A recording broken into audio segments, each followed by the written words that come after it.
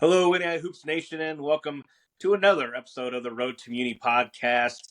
I'm here with my co-host, Coach Kevin Lubbers.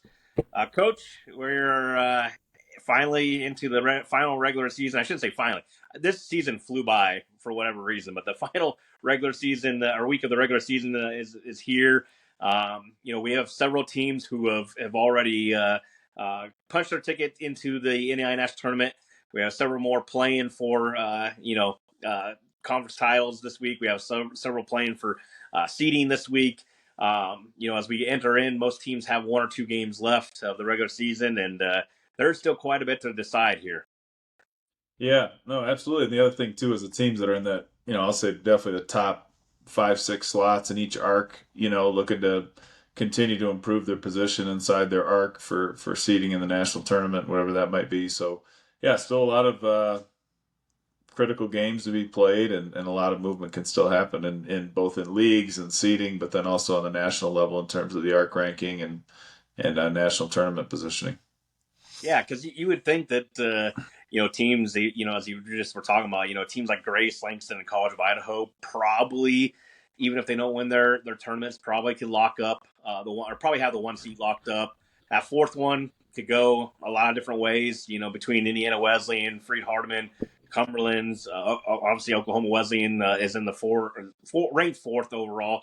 I think maybe that's one thing to start with is that the rankings are, we've mentioned before, but the rankings are just the rankings. Are there's a lot more that go into seedings and things like that. So you hit the nail on the head there with the fact that a lot of teams are even playing for seeding as we move on to NAIA National Tournament as well. Yep. Yeah. From a ranking perspective, I mean, I've said it before. The only ranking that matters is the final arc ranking, right? All the other ones are irrelevant essentially. So that's the one that matters the most. And then it's winding down. There's only going to be one team that ends up happy, right, at the end of the year, and everybody else is going to lick their wounds. So it's just a matter of time before that happens for everybody. And some of them are going to be winding down sooner than others, and some of them keep playing for a while. Yeah, and as the field starts to take form here, I will say that list them off here. We got Langston, you got College of Idaho, Oklahoma Wesleyan, you got Tennessee Southern, you got Roosevelt, you got Madonna, and then Mid American Nazarene, Antelope Valley, who have all punched tickets right now to the NAIA National Tournament. Now, with that being said, now to turn the page on some of these teams that are two bid or have two auto bids here. These two seeds are going to be important in some of these leagues as well. Because the two seed, in most of these formats and how they're worked out is if you are the regular season champ and you win the tournament championship as well, then the two seed gets that auto bid. So, you're going to see a lot of these teams. I know we got a game coming up in the Cascade later this week between Oregon Tech and Lois and Clark State that is ultimately for the two seed in the Cascade. And then just gives you another out. You got a College of Idaho team who's really rolling right now. And if you can't win it yourself, now all of a sudden, if a team like College of Idaho, who's already got that auto bid, wins it, you still get that two seed and you get that auto bid. So I always like this final week because of not just the teams that are coming up for the auto bids, but those battles for those two seeds can be just as important as teams look to maybe have that second out in the conference tournament to if you got upset or knocked out, but maybe you still get hopes up for that auto bid. Yep. Yeah.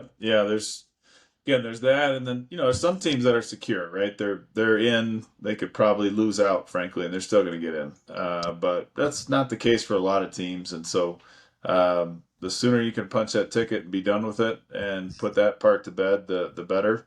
And for some teams that happens as they're getting this look at that two seed in their conference tournament. And others they're going to have to see it through and wait till selection day. Yeah, I think that if you look across some of his leagues, like we've talked about even off air a little bit, you got the GSAC and the GPAC and even the Red River, down there and several other conferences as well. But, you got 5 or 6 teams all within a game or two games, with 2 games to play here. What's going to be interesting is not just where teams finish, but how many teams from each of those leagues get in. Because right now, it's not just about where you finished in your conference play, but you need to get some wins, just to try to move up because one loss can take you from first to fifth, or even second down to fourth or fifth place in the league. And not saying that your overall record and your RPI and all that may push you up, but finishing fourth or fifth in the league of a league that maybe only gets 3 or 4 teams in is a little nerve wracking on selection show day. Yeah. Yep. Yeah, it's pins and needles for some people. But again, we've said before, you play your way in or you play your way out, and we've seen both. And then some teams, maybe they didn't do their job early, and now they've gotten hot, and they're hoping they got hot at the right time, and others are hanging on by a thread, hoping they didn't lose their opportunity by the way they've played the last few weeks. Yeah, definitely got two different teams that are trending in two different directions all throughout the NAIA. It's going to be a really, really awesome week, and I can't wait for a lot of the action going on and just seeing it helps paint the picture. And that's what the regular season is, a long body of work. And then for most teams after this week, we're going to flip into conference tournament play. Yeah, and that's the uniqueness about the following weeks here as we enter conference tournament play. Just a different formats, and some teams are playing all at one site. Some others are playing all on the higher seed. A lot of different formats, and it can definitely make it, like you've said, almost all year round. It's almost like the second season. There's 3 different seasons, and we're about to enter the second part of the second out of the 3 seasons, and a lot can still happen as you probably started having some teams, be a little nervous as take I'll take the independent league, the CAC, a little bit, and Florida College is probably a team that's in the tournament, but they have a tournament where the top 2 teams in their league are the one or that make the championship game of the tournament are the ones that advance on to the NAIA National Tournament for the auto bids. And you're going to see a lot of teams that are on the quote unquote bubble that'll be big Florida College fans in that tournament, and hope that they make the league tournament, get that auto bid, because otherwise it's going to close the door on somebody else's season if one of those teams get upset. So, and that's one example of many, but obviously we'll have a lot more tournament coverage coming up, but it's that time of year, Coach. We've been talking about it. It's going to be a great final week of the regular season here. Yeah, no, it will be. And like you said, there's going to be, it won't be the only league like that CAC where that happens, right? I mean, there's going to be other leagues where there's upset runs and this and that. And yes, as teams punch their tickets, others are going to get kicked out. And is what it is at this time of year, right? You win or go home. As a diehard Raiders fan, I can say that there's a phrase we use that says "just win, baby," and that is right now. That's the best. If you want to take care of your own self, just win, baby. That's all you can do. Yeah, it solves a lot of problems. I'll tell you that. Well, speaking of a team that's won a lot this year, we are going to move on to our coaches conversation with Cumberland's head coach Matt Daniel. Conversation this week is Cumberland's head coach Matt Daniel. Coach, welcome to the Road to the Muni podcast. Well, I'm honored to be on, guys. Appreciate you having me, and appreciate all you guys do for NAIA hoops. Yeah, well, I think we could just start off with you. You were a player in the Mid-South. You're now coaching, obviously, in your 3rd season in the Mid-South here. A little bit different look this year with just 7 teams, but you want to maybe talk about you in your 3rd season here as a coach, and maybe even just back from a player, you as an All-American and all that, kind of what gives you that experience here to now all of a sudden, be a head coach in the league and see some of those coaches maybe you played against. Yeah, our league is, I think obviously it's changed a lot, since my playing days, and obviously even in recent years, there's a lot of different teams, new teams coming and going, and just kind of that's the landscape of college basketball and college athletics in general. But it's an honor to coach at a place that you love so much, and our university here, and I've got nothing but reverence for our league in general. I think you look at the 7 teams that are currently in our league, and all those teams within the last decade have all been to the national tournament. You're looking at multiple Final Fours. You look at Georgetown, winning the national championship, pretty recently. And I think the thing that separates our league a lot of times is there's just no nights off. The depth of it from 1 to 7. Last year 1 to all the way to 11 or 12. Just you got to grind every night to try to find a way to win. So again, I've got nothing but the highest regard for our league. I think the players are good. I think the coaching is really good. So I think the Mid-South Conference basketball is top tier. Yeah, and it, 23-3 right now, and you mentioned some of those good players around the league, obviously, but you have some as well. You guys picked up Jonathan Brown, who, for people that may not know, I know he's Division I transfer from Montana, but also an All-American at Central Methodist NAIA a couple years back. Having another good year for you. You got JJ Ramey, who's had several Mid-South Player of the Week nominations as well. So you want to talk about your guys a little bit, and just as you sit here with 3 losses on the year, obviously having a good year. Well, that's the players are the guys that they do it, and you've hit on a couple of guys right there. Jonathan, he came to us when he chose to spend his last year of college basketball with us. Obviously, we were honored that he chose us. He had a prior relationship with my assistant, Coach Kyle Bush, who's been to me the best assistant coach in all of NAIA basketball, with what he's been able to do in recruiting and obviously coaching as well.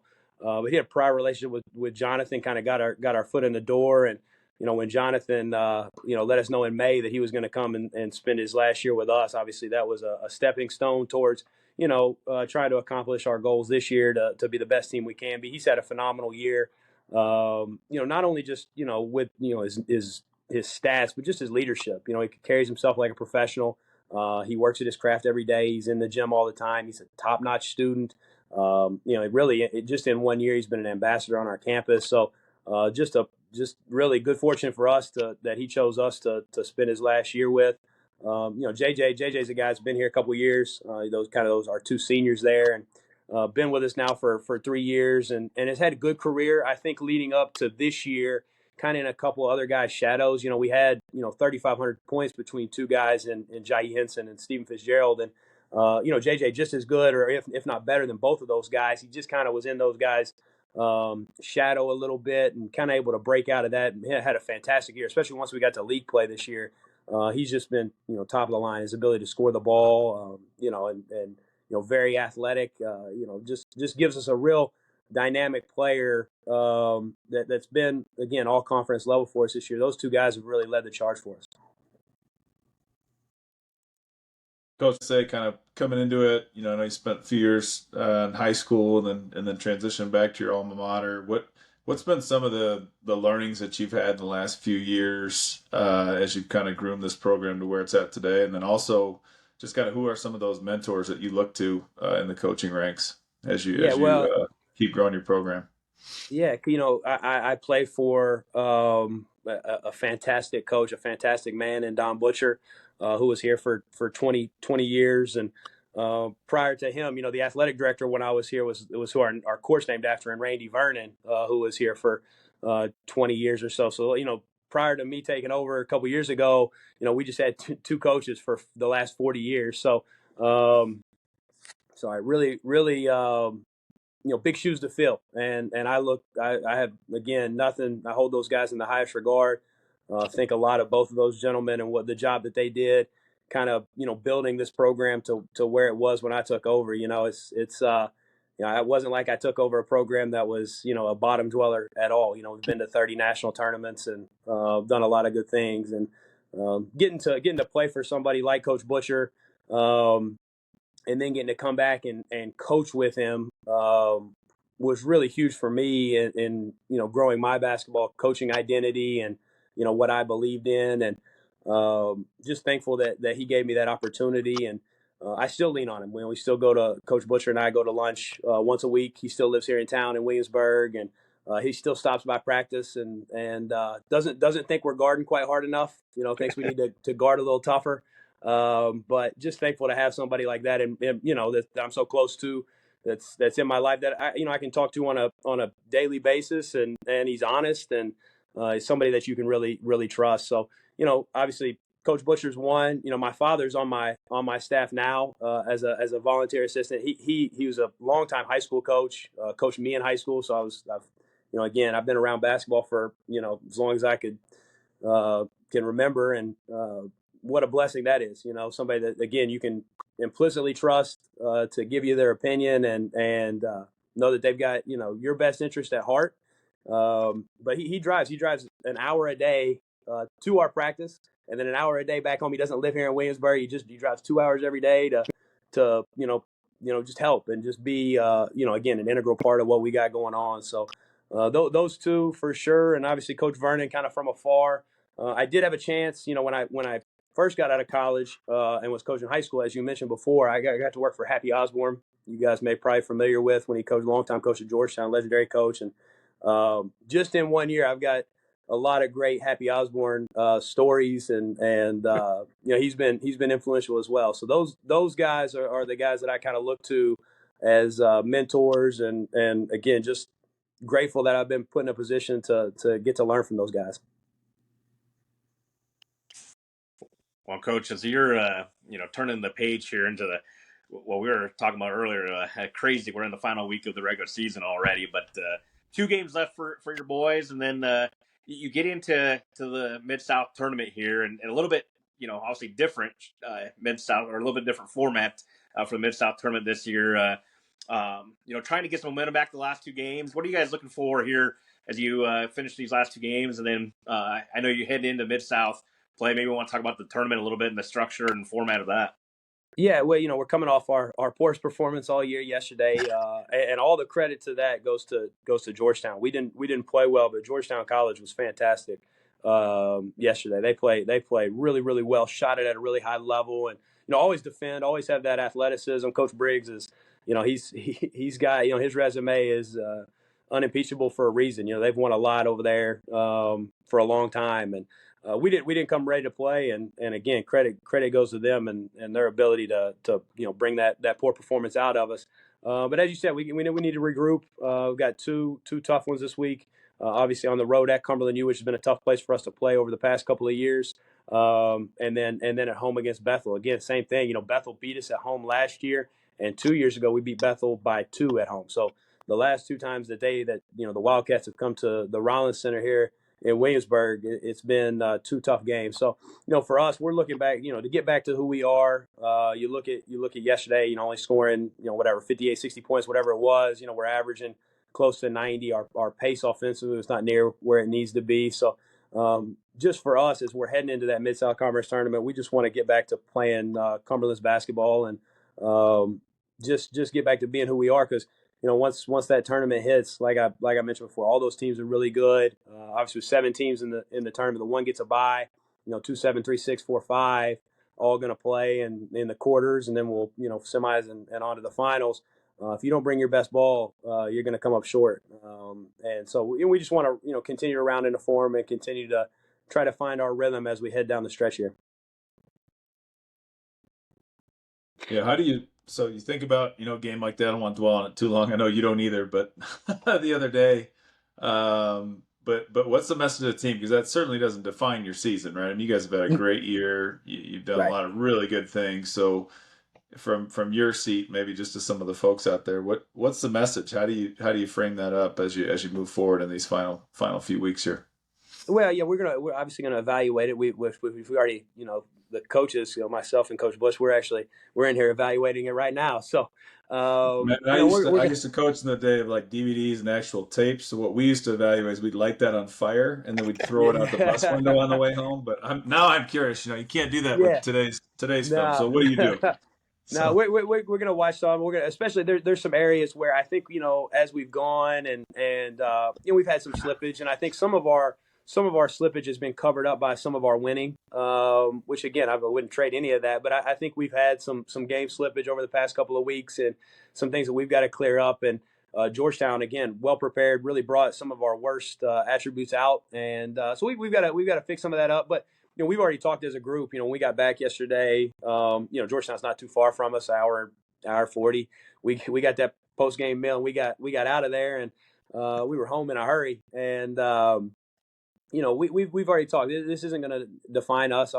Again, everything that we want to accomplish is still in front of us. So not something we're going to dwell on. But I think if we don't take the opportunity to look at some of the areas where we're really coming up short, I don't think we're doing our guys right by. Not doing right by our guys. So we've got to fix some of that, and then, but we can't harp on it too long. We've got to try to fix it, move on, and be in the right frame of mind to attack these next 2 games for sure.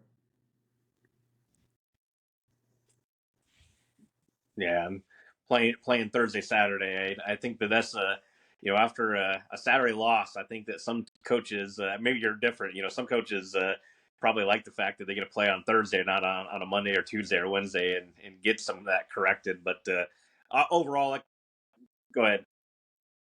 Oh no, you're exactly right. It's good. It's the way our league's set up. I thought for a year that Saturday is really tough. Coming off a Thursday, just a quick turnaround.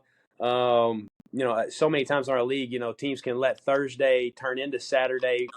Good or bad. You play really well on Thursday, you take your foot off the gas, don't play as well on Saturday, or vice versa. You play really poorly on Thursday, and you let that bleed into Saturday. And so we say it all the time. We can't let Thursday, regardless of the outcome on Thursday, you can't let Thursday turn into Saturday. And so it's funny that you hit on that because that's something we harp on all the time. And so yeah, when Saturday hits and you don't do as well, you got a little bit longer to stew on it and try to figure it out before Thursday. So can be good and bad.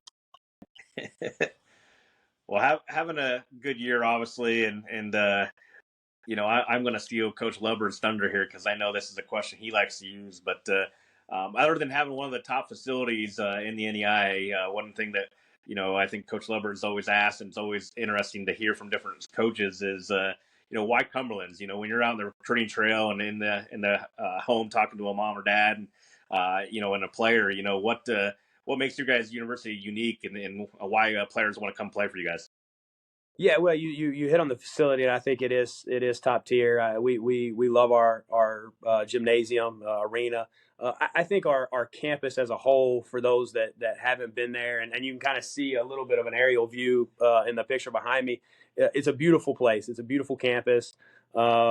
Really, really caring faculty and staff. People that really invest in you and want to see you do well. That outside of our coaching staff, I think there's people here that want to see our student athletes succeed, above and beyond the normal level.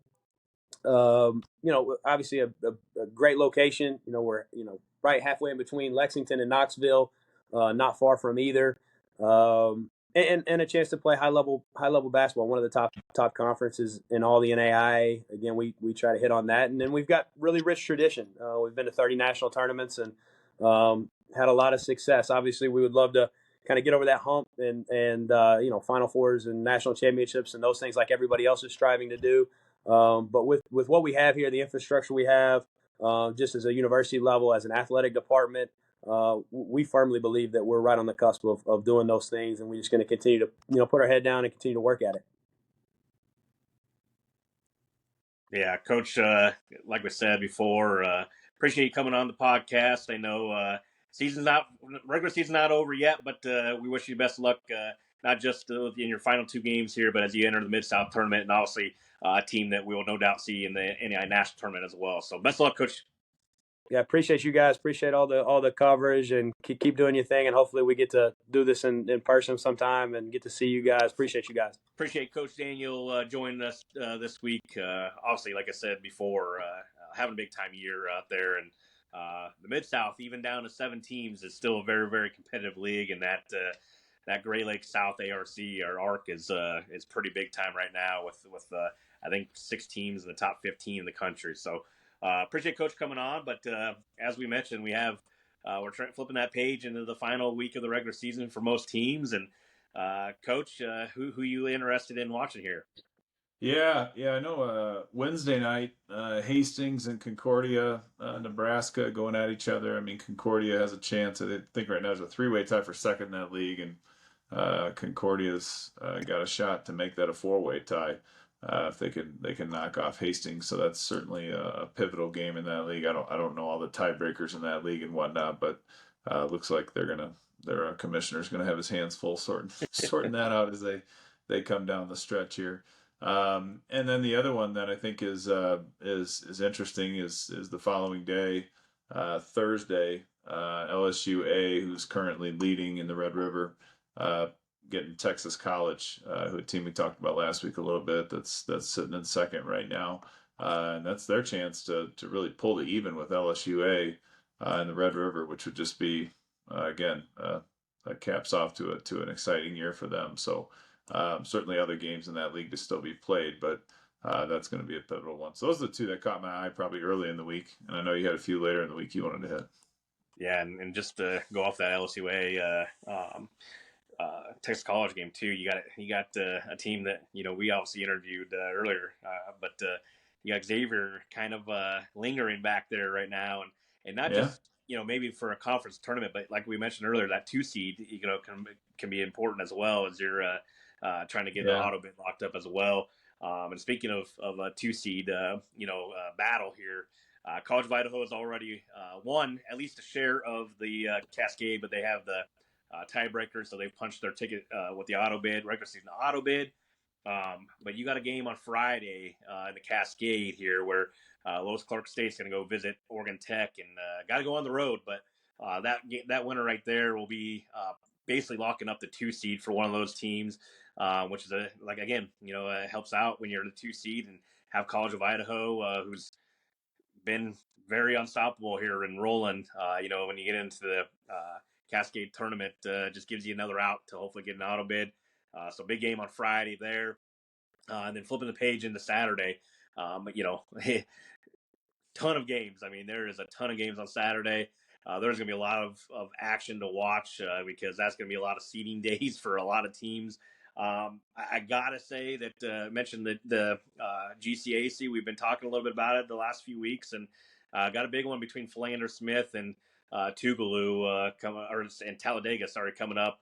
That ultimately could be for the GCAC title, which will give an auto bid into the tournament. So anytime you got a chance to get an auto bid, I think that's one. I think both these teams are in, but always a fun matchup when Indiana Wesleyan and Marion go to battle, and those Indiana Wesleyan is going to head to Marion. A lot of seeding implications for that one as well, or for the Crossroads League there. And then going down the list here, you got a lot of good games in the sun. We've talked about it all year round. We got Flomo and head traveling to Kaiser, which will be a big one. Kaiser's really playing some good basketball. I know I've said a lot about it on social media, but the freshman Bobo Sermons for Kaiser, playing some good basketball. And since they really found what he's all about, Kaiser really turned the page and been playing really good basketball. So, like we said, a lot to decide on Saturday between teams looking for auto bids, seeding, and several teams just playing to extend their seasons in general. So, big Saturday ahead, a big week ahead, but big Saturday ahead as well. Coach, I know that you and I will be watching several games, and I know until we'll have a lot to cover next week, especially heading into the conference tournament. But until then, this is Coach Lebbers Jr. signing off.